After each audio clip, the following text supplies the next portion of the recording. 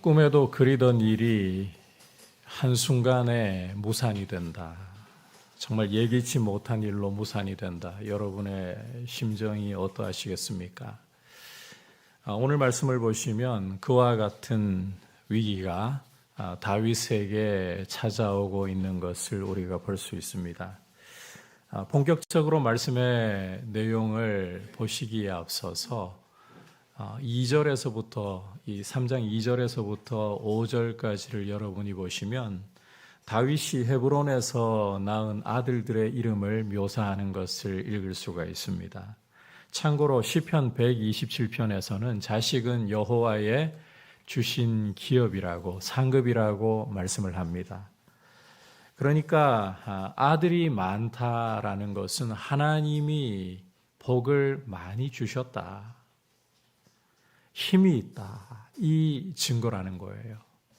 따라서 다윗의 아들 명단을 3장 2절에서부터 5절까지의 기록을 해두었다. 이것은 다윗이 하나님이 주시는 복을 풍성하게 누리고 힘이 강성해져 가고 있다.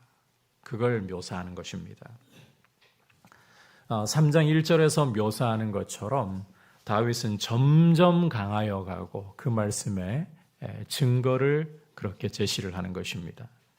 자, 그렇다면 이제 1절 후반부에서 묘사하는 것처럼 사울의 집은 점점 약하여 가니라. 이 내용이 오늘 이 3장 이어지는 말씀에서 드러나는 이야기겠구나. 우리가 예상을 할 수가 있습니다. 실제 6절 이하를 보시면 그런 내용이 사울 집이 점점 약해가는 내용이 오늘 주를 이루고 있어요. 자, 이 과정에서 다윗에게 꿈에도 그리는 순간이 찾아옵니다. 나라를 통일하고 이스라엘 온 민족의 왕이 될 수 있는 절호의 기회가 찾아온다는 거예요. 하지만 어이없게도 정말 이 바라던 일이 무산되어 버리는 이런 위기를 맞고 있는 것이 다윗의 모습이다. 그리고 이 위기가 어떻게 해소되는지 이게 오늘 3장의 전체적인 흐름입니다.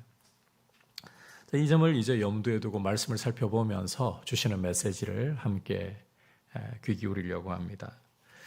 자, 오늘 말씀은 먼저 아브넬이 사울의 아들 이스보셋에게 등을 돌리는 일이 벌어졌다라는 것을 말씀하고 있습니다. 6절을 여러분께서 읽어보시면 사울의 집과 다윗의 집 사이에 전쟁이 있는 동안에 아브넬이 사울의 집에서 점점 권세를 잡았다라고 말씀을 하고 있습니다. 다시 말해 이스보셋에게는 이스라엘 왕이라는 칭호만 붙어 있을 뿐 이스라엘의 실권을 장악하고 쥐고 있는 사람은 아브넬로 굳어졌다라는 것입니다. 자, 그런데 이스보셋이 이런 실권을 쥐고 있는 이 아브넬의 심기를 건드리는 일이 발생하고 말았습니다. 7절을 보면 이스보셋이 아브넬에게 자기 아버지 사울의 여자를 왜 범했느냐, 사울의 첩 리스바를 왜 성적으로 범했느냐 이렇게 비난을 한 것입니다. 여러분, 고대의 선왕의 여자를 성적으로 범했다라는 것은 이게 단순히 어떤 음행을 저질렀다는 문제가 아닙니다.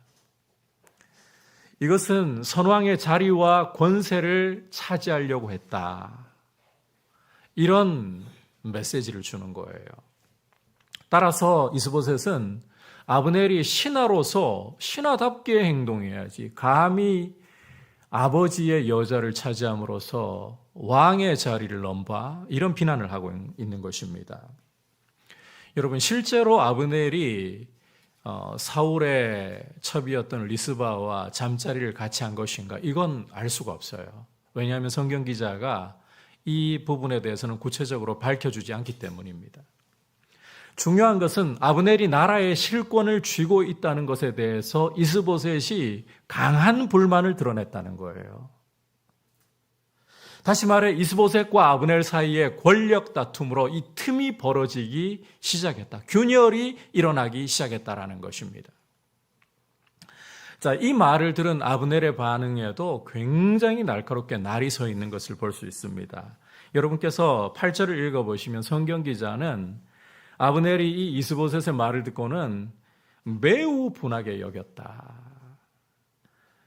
이어 내가 유다의 개머리냐, 우리말에서는요, 지금 개역개정에서는 아주 곱게 개머리냐 번역했지만 공동 번역에서는 내가 개 대가리냐 이렇게 과격하게 번역을 하고 있어요.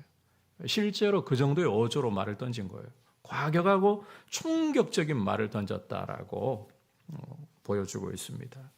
자, 그 말의 내용을 이어지는 8절부터 10절까지의 내용을 요약하면 이런 이야기가 됩니다. 내가 몰락한 집안에서 너 이스보셋을 데려다가 이스라엘의 왕이 되게 해주었더니 네 아비 사울의 첩 리스바를 취했다고 네가 감히 나를 비난해? 너 같은 건 왕감이 아니야. 이제 나는 너를 버리고 다윗을 도와서 여호와께서 맹세하신 말씀대로 이스라엘 왕으로 삼고야 말겠다. 여러분, 이 말을 들어보면 아브넬은 다윗을 이스라엘 왕으로 세우시겠다라고 하는 하나님의 말씀을 분명히 알고 있었다는 겁니다. 알고 있었어요.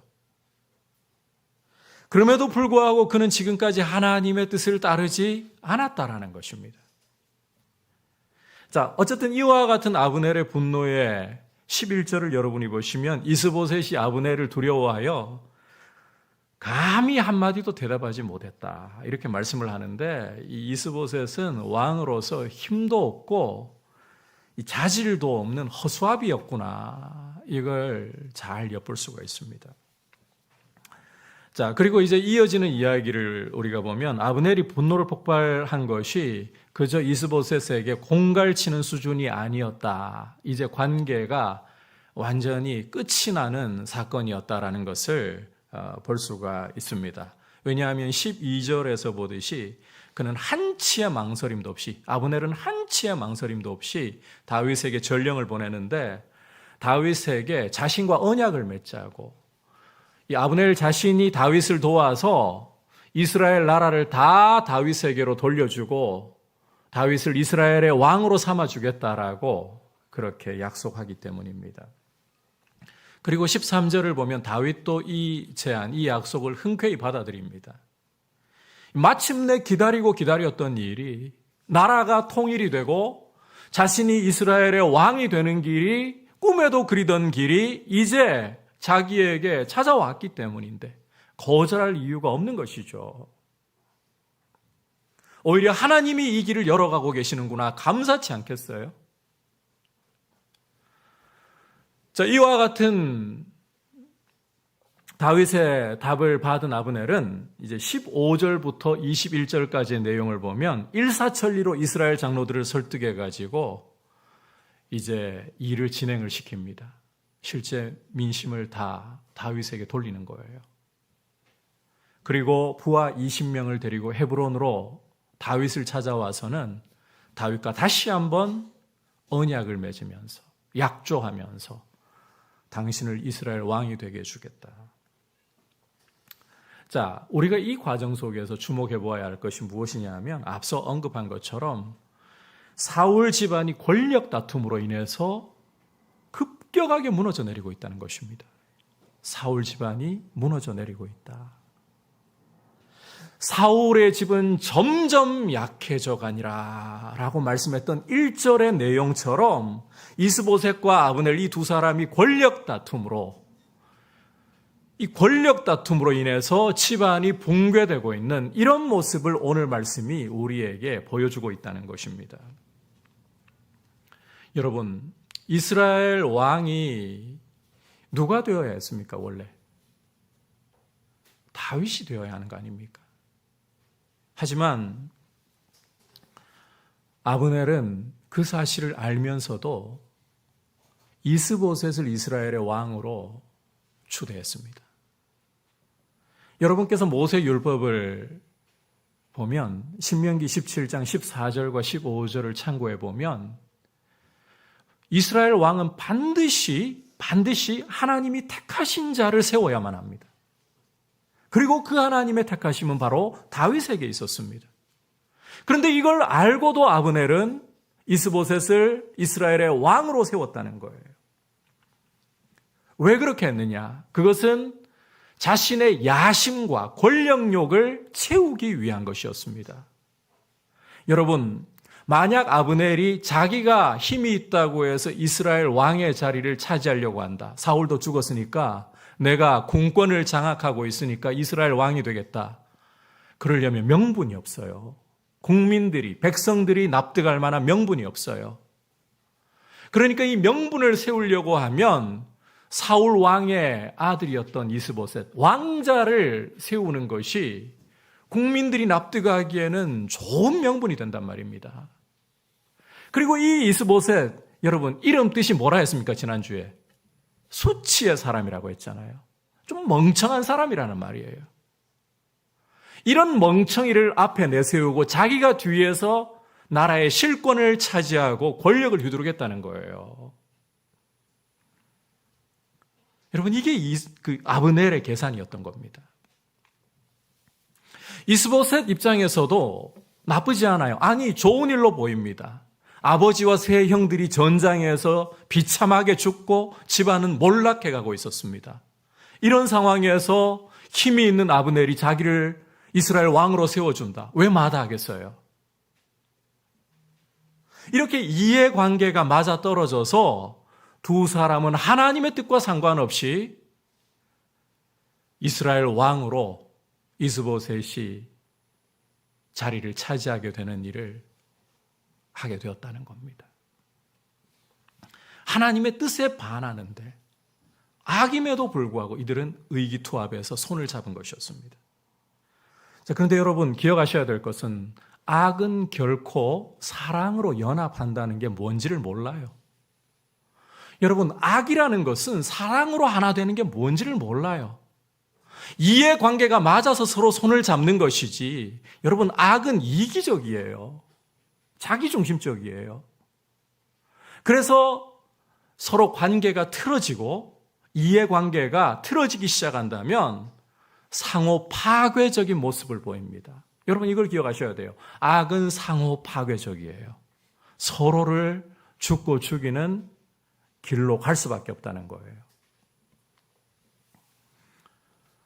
이런 사실을 너무나도 잘 보여주는 성경의 그림인데 요한계시록 17장에 이 모습이 등장을 합니다. 여러분께서 요한계시록 17장을 읽어보시면 이 성도의 피에 취해 있는 큰 음녀, 바벨론이라는 큰 음녀가 등장을 하고 있습니다. 그리고 이 음녀가 한 붉은 짐승을 타고 있어요. 그 온몸에는 하나님을 모독하는 이름으로 가득해요. 자, 여러분, 요한이 처음 이 음녀와 붉은 짐승을 보았을 때는 음녀가 이 짐승을 타고 있었다라고 묘사를 합니다. 그런데 후에 보니까 이 붉은 짐승, 하나님을 모독하는 이름이 가득한 이 짐승이 나중에는 음녀를 죽이고 살을 먹고 아주 불살라 버립니다. 악이 아무리 짐승을 큰 음녀가 타고 있었다는 것은 서로 밀착된 관계를 유지하고 있었다는 말이에요. 그런데 악이 아무리 하나로 연합한 것처럼 보이지만 악은 상호 파괴적인 성격을 갖고 있어요. 이해관계가 틀어지면 서로를 죽이는 특징을 갖고 있다는 거예요. 내가 잘나야 되니까. 내가 올라서야 되니까. 이걸 바꿔 말하잖아요. 보이지 않는 하나님의 손이 악을 그렇게 분열되도록, 악이 서로 물고 뜯으며 망하도록 심판하신다는 것입니다.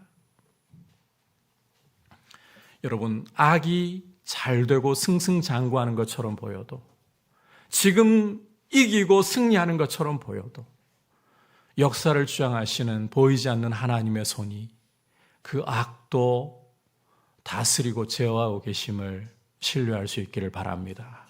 그래서 악은 잘 되는 것처럼 보여도요, 똘똘 뭉치는 것처럼 보여도 결국은 보이지 않는 하나님의 심판의 손길에 이끌려서 자멸할 수밖에 없어요.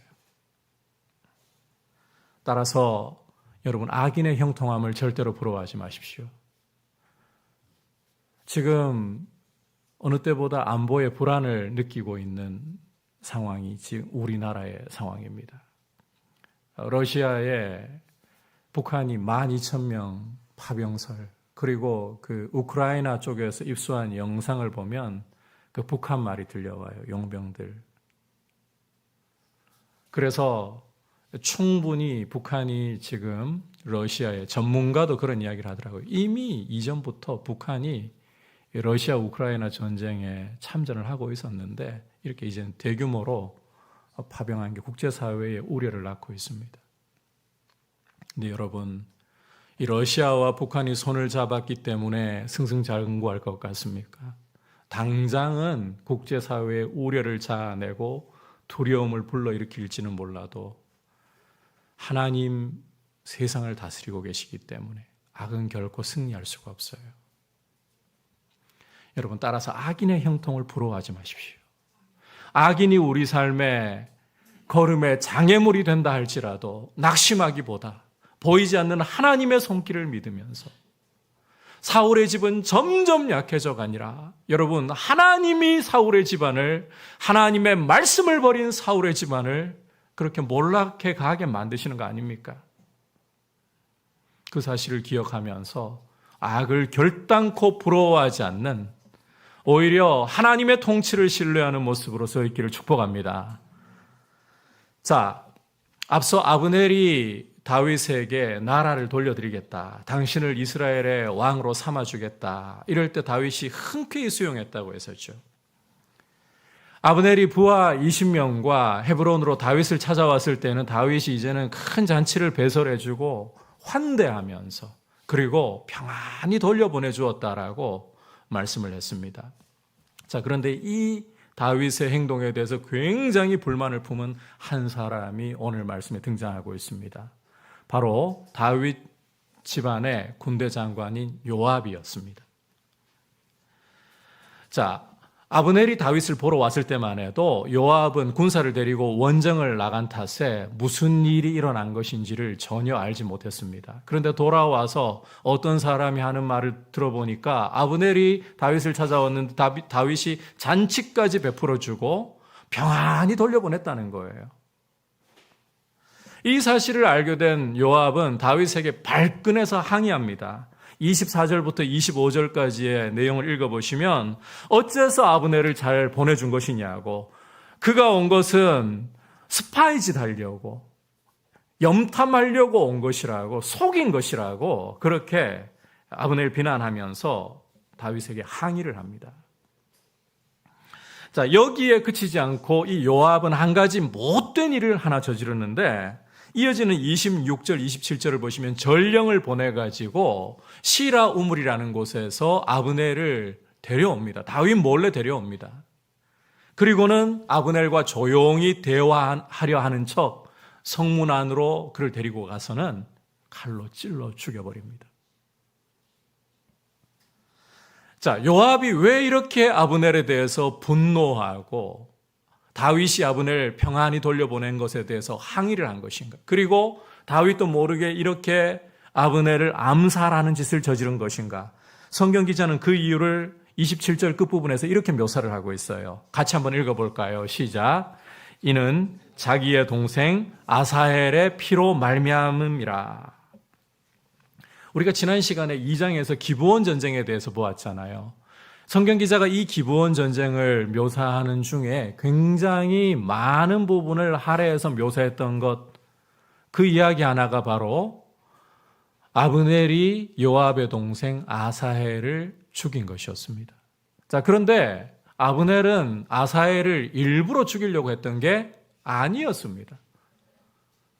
몸을 돌이켜서 다른 군사 하나 잡아 군복 벗겨서 전리품 취해라, 나를 쫓아오면 내가 너희 형 요압에게 무슨 낯으로 대면할 수 있겠느냐? 내가 만약 너를 쳐 죽인다면 내가 너희 형 요압을 무슨 낯으로 보겠느냐? 그럼에도 불구하고 아사헬은 포기하지 않고 끝까지 쫓아왔습니다.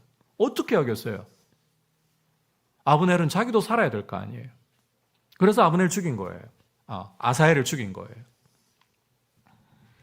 하지만 요압은요, 이 일에 대해서 정당방위라고 생각 안 합니다. 아브넬이 내 동생 아사엘 죽인 거 어떻게 두고 봐. 복수의 칼을 갈고 있었던 거예요. 그리고 바로 기회가 왔을 때 이렇게 아브넬을 다윗 몰래 암살을 해버린 것이었습니다. 자, 사사로운 복수 때문에. 자, 그런데 오늘 성경 기자가 밝히고 있지 않지만 정치적인 이유도 한 가지 우리가 생각을 해볼 수가 있어요. 만약 이 아브넬의 계산대로 이스라엘이 통일이 되고 다윗이 통일 이스라엘의 왕이 된다. 나라의 2인자로 누가 앉게 될까요? 여러분 생각에 누가 그 자리를 차지하겠습니까? 이건 두말할 것 없이 아브넬 아니겠습니까? 나라를 통일한 공신에게, 다윗을 왕으로 올려준 공신에게 자리를 줘야 할 거 아닙니까? 요압은 그런 계산을 했다는 거예요, 분명히. 하지만 우리가 적어도 말씀 속에서 분명한 것은 요압이 아브넬을 암살한 확실한 이유는 자기 동생에 대한 복수 때문이라는 것입니다. 사사로운 복수 때문이라는 거예요. 정치적인 이유는 성경 기자가 밝히지 않기 때문에 우리의 추정이고 충분히 그럴 수 있긴 있어요. 하지만 성경 기자가 명시적으로 보여주는 것은 사사로운 복수입니다. 그런데 여러분, 이것은 심각한 위기를 초래한 거예요. 지금 나라가 통일되려고 하는 순간이 찾아왔습니다. 다윗이 하나님의 말씀대로 이스라엘의 왕이 되려는 순간이 찾아왔단 말입니다. 그런데 요압의 이 사사로운 복수심 때문에, 자기 동생에 대한 이 복수를 다짐하던 이 요압 하나 때문에 지금 나라의 통일이 무산되게 되었어요. 다윗이 이스라엘 왕이 되려고 하는 이 일이 무산되게 되었어요. 하나님 뜻이 가로막히는 것처럼 보인단 말입니다. 여러분, 그럴 수밖에 없잖아요. 한번 생각을 해보십시오. 아브넬이 다윗에게 찾아가서 이스라엘을 통일될 수 있도록 도와주겠다. 당신을 왕이 되도록 도와주겠다. 좋은 선물 들고 찾아간 것인데 들려오는 소식이 아브넬 죽었다고 합니다. 누가 죽였다고 오해하겠습니까? 다윗 찾아갔으니까. 백성들은요, 다윗이 죽였다고 생각할 수밖에 없어요.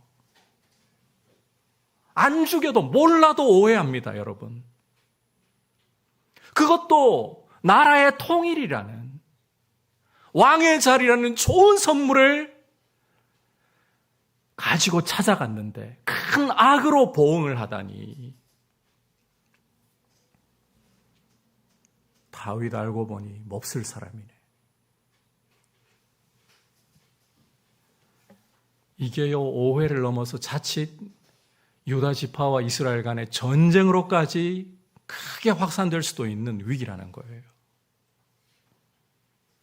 따라서 다윗이 아브넬의 죽음을 알게 된 순간에 굉장히 격한 반응을 보입니다.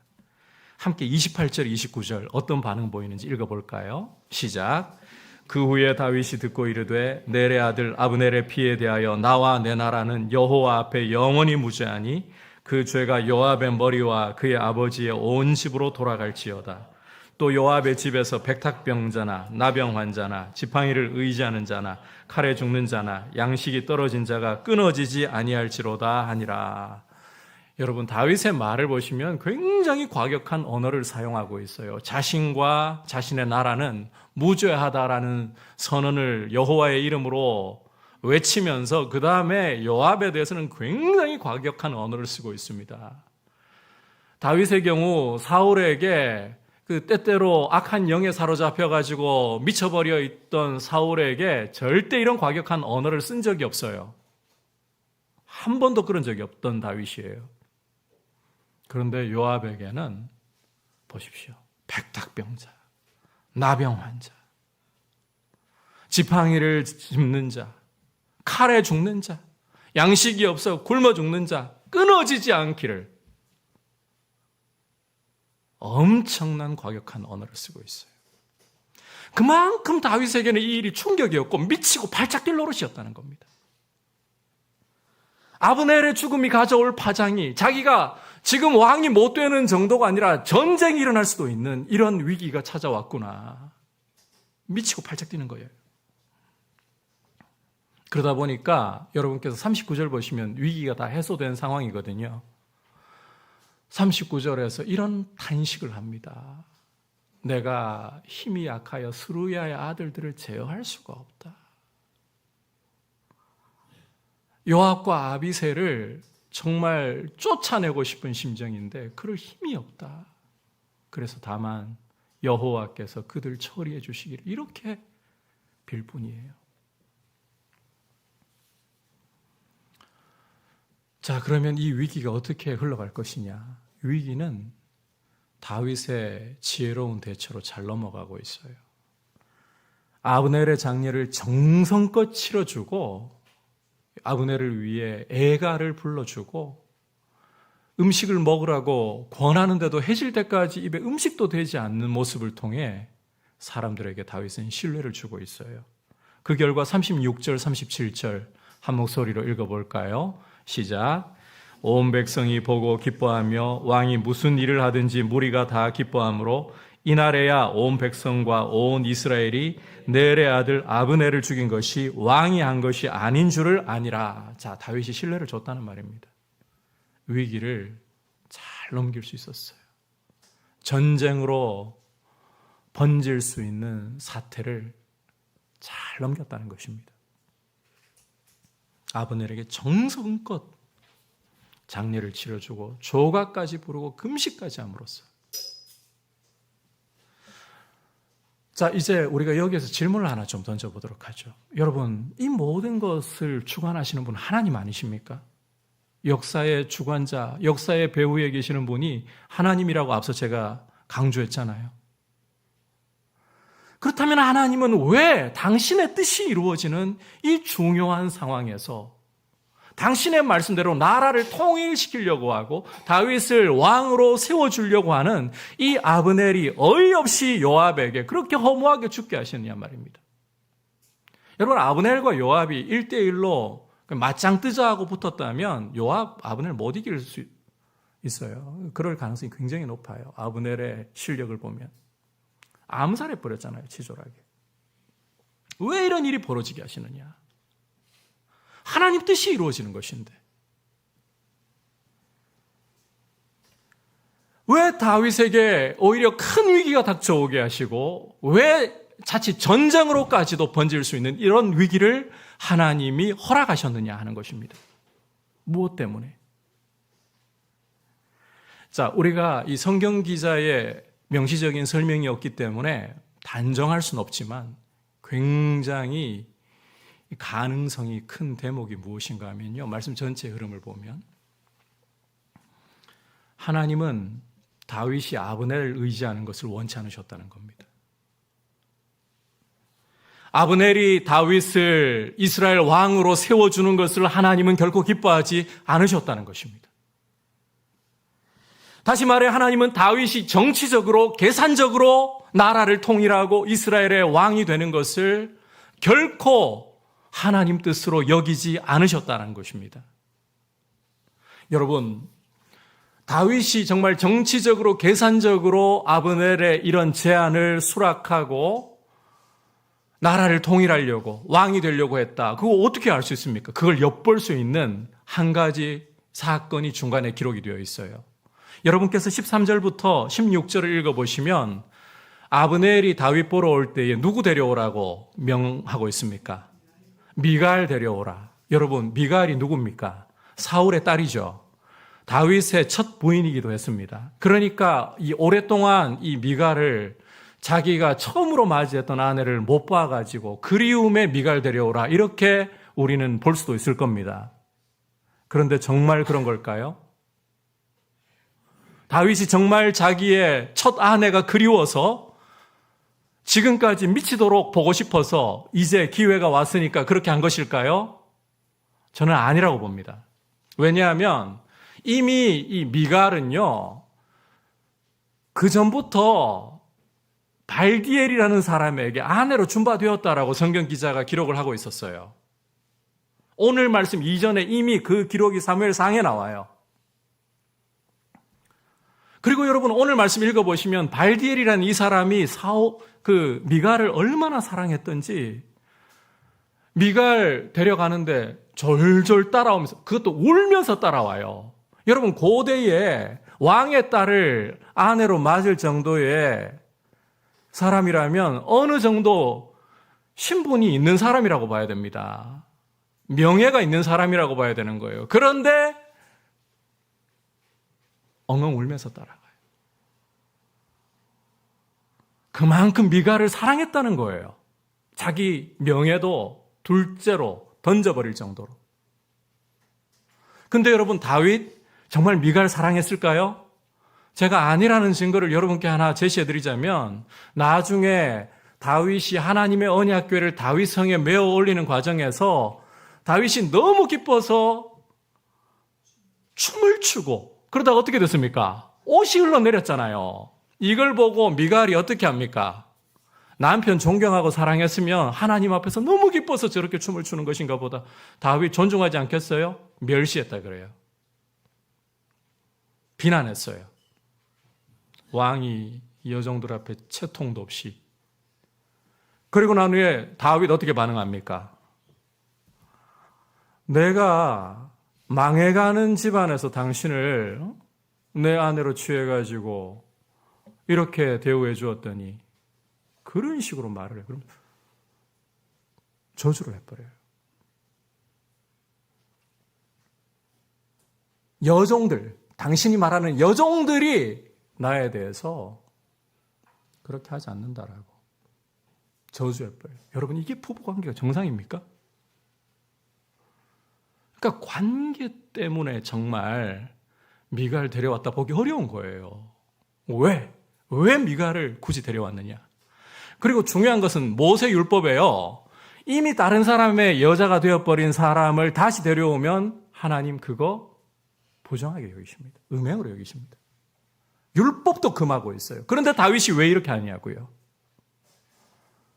이런 계산인 거예요. 사울의 딸이잖아요. 사울의 딸을 데려와서 자기 곁에 두면 이스라엘의 민심이, 그 중에서도 베냐민 지파의 민심이, 사울의 지파인 베냐민 지파의 민심이 자기에게 향할 수 있다는 계산인 거예요. 이런 정치적인 계산이 있었다는 겁니다. 아브넬을 의지하려고 하는 계산이 있었다는 것입니다. 하나님이 이걸 기뻐하지 않으신다는 거예요.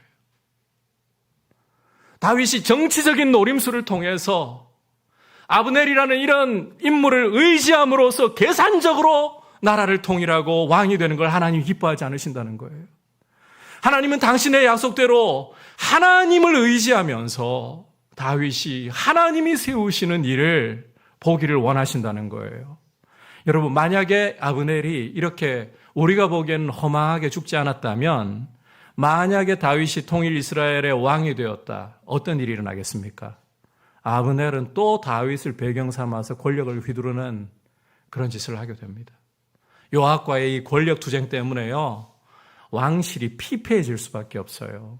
그런 위험을 안게 되는데 하나님은 그것을 눈으로 볼 때는 아브넬이 죽임당하고 나라가 통일이 무산되는 것 같고 왕이 되는 일이 사라진 것 같지만 보호해 주신 것이었습니다.